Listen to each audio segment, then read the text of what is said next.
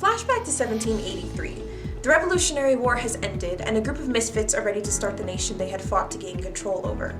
During the fundamental years of formation, the country was split into three main class levels: poor, middle class, and gentry, gentry being the wealthiest.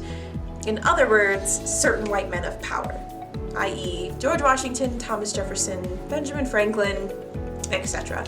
From the beginning, we had a very privileged and well-off demographic creating the rules and foundations for not only people like themselves, but also the African Americans that they saw as commodities and disposable objects.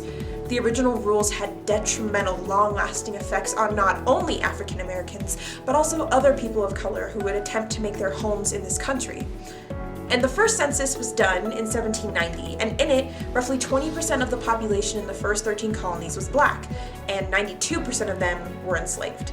This strategic marginalization continued through the Civil War and the First World War until there was a shift during the Second. There's a snapshot during the time period where the inequalities in class, sex and gender, and racial biases are overtaken by the widespread sense of patriotism. The middle class expanded, women and black individuals were called to work in factories and in some cases on the front lines of battle. The entire country came forward in a massive war effort, uniting people despite their varying identities. But after the war ended, society went back to its old ways. Women and people of color were ostracized and pushed out of the workforce, the roles returning to the white men who held them beforehand. Segregation continued in full force for another 20 years before the civil rights movement even began. Skip ahead, and here we are now in America 2019, a country divided by the concepts of race, gender and sex, sexuality, class, and so many others. With all these ideas being debated and fought over in the political scene, we're seeing radical people finally fighting for the rights of every human being. Although some of the most forgotten about groups are lower class and homeless individuals, and the people getting into the forefront of these battles are mostly the privileged, white cisgendered men or white cisgendered women who are seen as trailblazers for the less fortunate and who are given the time of day by a white supremacist society. In any case, it's typically the privileged taking a stand for the marginalized and not really with them. And that's where we need some work. Today, roughly 29% of the population is considered lower class, 52% are middle class, and only 19% are upper class.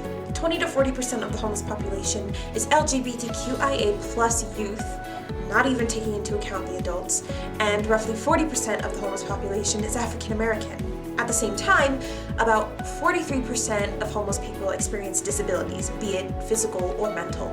And yes, all of these areas do intersect, as do the statistics with gender. Note that these statistics may be off to a certain degree because we do not have a good way to properly account for so many of the population who do not live in homes with applicable addresses, not to mention the erasure that these people face every day. As a society, we often turn our backs on our homeless population without acknowledging the capitalist practices that we partake in that only expands the gap.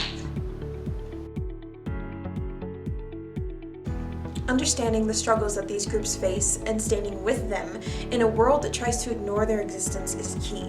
Noting our privilege as those who have roofs over our heads and resources far easier accessible to us can build empathy and also encourage action.